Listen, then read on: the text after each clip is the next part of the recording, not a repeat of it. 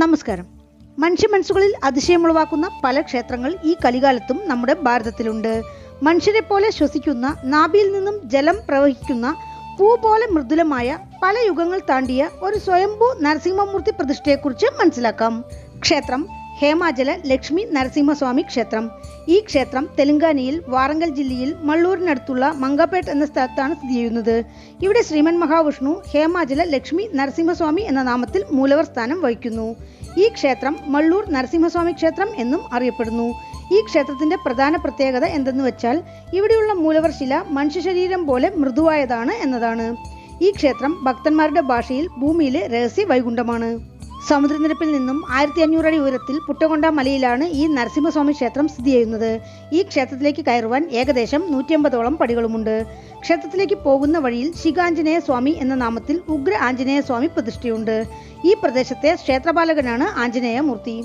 ഏകദേശം 4776 വർഷത്തോളം പഴക്കം കണക്കാക്കപ്പെടുന്ന ഈ ക്ഷേത്രമുള്ള മലയ്ക്ക് അഗസ്ത്യ മഹർഷിയാണ് ഹേമാചലം എന്ന നാമം നൽകിയത്. ഇത് ലങ്കാധിപതി രാവണൻ സഹോദരി ശൂർപ്പണഖയ്ക്ക് സമ്മാനമായി കൊടുത്ത ഇടം. വനവാസകാലത്ത് ശ്രീരാമചന്ദ്രൻ ഈ ക്ഷേത്രം സന്ദർശിച്ച് പൂജ ചെയ്തതായി ഐതിഹ്യമുണ്ട്.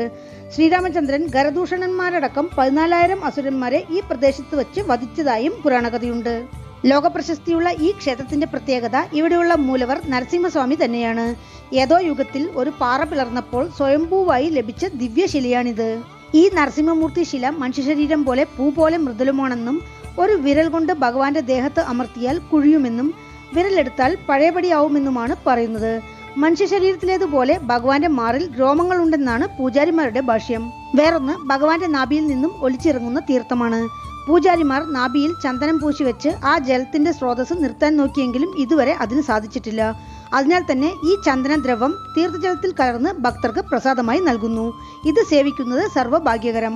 മറ്റൊന്ന് ഭഗവാന്റെ ചെന്താമരപ്പൂ പോലുള്ള പാദത്തിന്റെ കീഴിൽ നിന്നും ഉദ്ഭവിക്കുന്ന തീർത്ഥമാണ്. ഇതിന്റെ ഉറവിടം ഇന്നും അജ്ഞാതമാണ്. ഇവിടം ഭരിച്ചിരുന്ന റാണി രുദ്രമാദേവിക്ക് കടുത്ത അസുഖം പിടിപെട്ടപ്പോൾ ജ്യോത്സ്യന്മാരുടെ നിർദ്ദേശപ്രകാരം ഈ തീർത്ഥം 48 നാൾ സേവിച്ചപ്പോൾ രോഗം മാറിയതായി പറയപ്പെടുന്നു. അതിനാൽ റാണി ഈ തീർത്ഥത്തിന് ചിന്താമണി ജലപാതം എന്ന് നാമകരണം ചെയ്തു.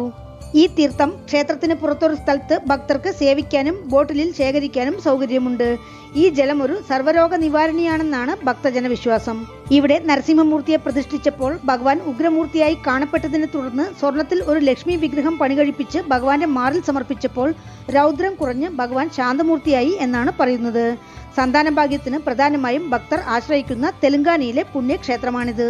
5 മണിക്ക് കോവിൽ നട അടച്ചു കഴിഞ്ഞാൽ ഈ നരസിംഹമൂർത്തി ചുറ്റുപ്രദേശത്തുള്ള കാടുകളിൽ ചുറ്റി നടക്കുമെന്നത് ഇവിടെയുള്ള ഗ്രാമവാസികളുടെ പ്രബലമായ വിശ്വാസങ്ങളിൽ ഒന്നാണ്.